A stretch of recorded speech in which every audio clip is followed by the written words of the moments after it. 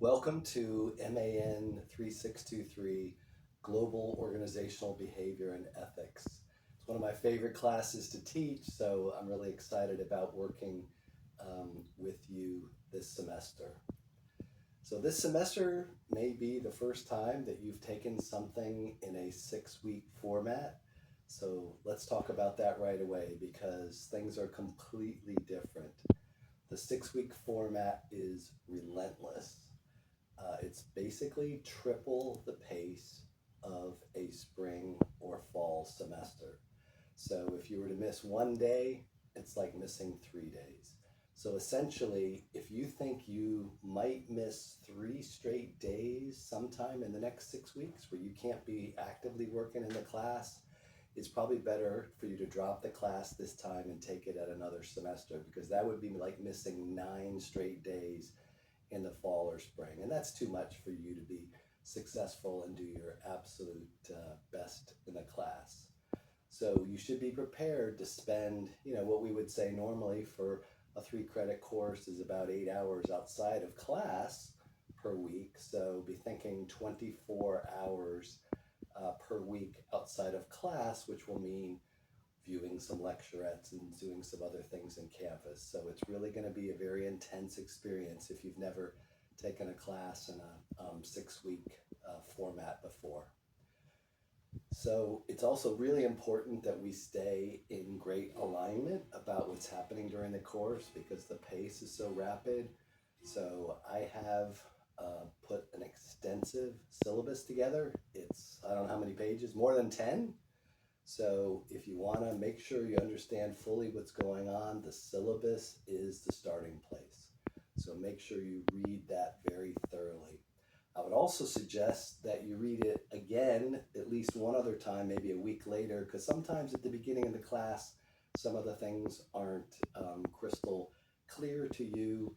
So they might be clear once you've seen a discussion board in action, or once we've talked a little bit more about a project or something like that.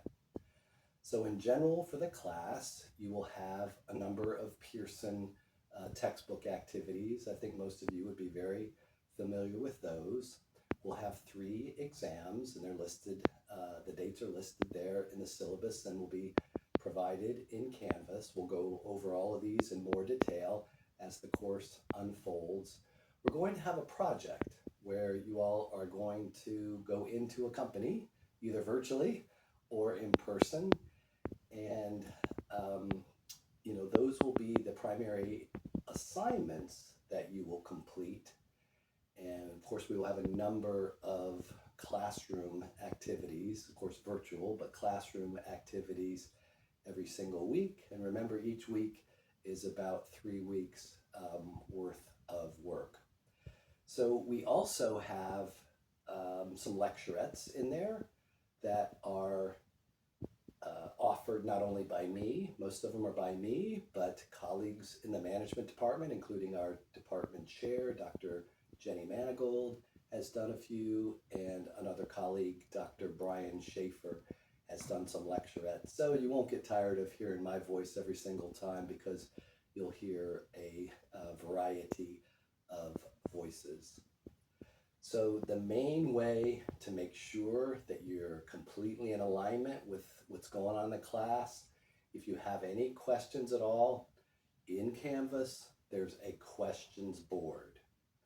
So that's basically the same as raising your hand in a face-to-face class. Raise your hand, you have a question, put it in the questions board. So the questions board is the place to ask anything that's not personal.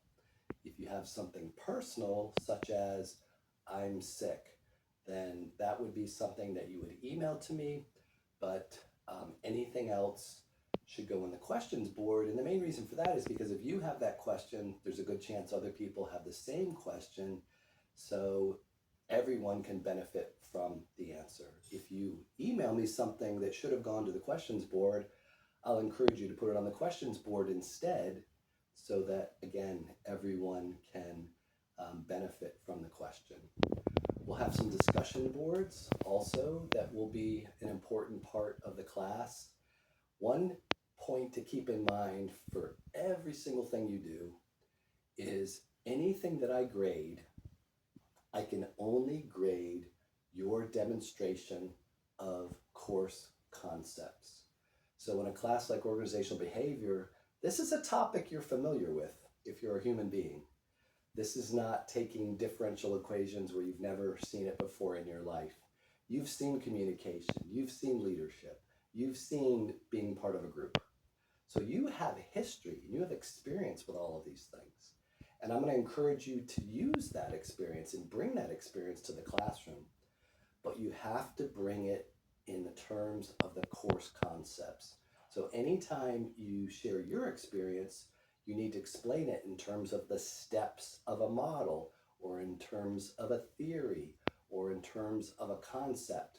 So if you simply share your own experience, then there's a good chance you have not demonstrated course concepts in your post. Another really good rule of thumb is if you could have written a post before you took this class, you're probably not demonstrating knowledge of course concepts because the terminology is probably going to be different at a minimum. You'll also see in Canvas, there's a document that I've put there called Posts That You Don't Get Credit For. So I actually think online classes, we're able to build community better in many ways than in a face-to-face class. So I definitely want us to build community as we journey together through this experience. So if you make posts that encourage another classmate, that's great.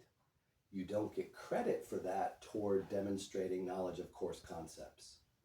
If you make a post that essentially says, hey, my experience was the same as yours, and then you give your experience, that's great to support a classmate, but that's not something that counts toward your demonstration of course concepts. So feel free to add community building posts in the discussion boards, but remember that you have to reach the minimums of the posts that show your knowledge of the course concepts.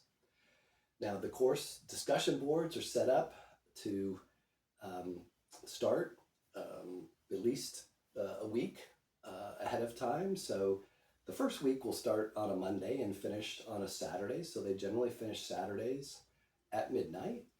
And what's important, though, that this is a dialogue. This is not just you making posts. We're going to have a discussion. They're called discussion boards for a reason. So in order for there to be a discussion, there have to be a dialogue of posts going back and forth. So you cannot make all of your posts at 11:45 on Saturday night, because then you're not in a discussion at all. So you need to make your first post no later than Wednesday. And you need to be in the discussion a minimum of 3 different days. So all of this is explained very thoroughly in the syllabus. So there'll be much more information to come, but this is what I wanted to offer by way of an introduction to the course. And I'm real excited to be journeying with you in this very brief semester.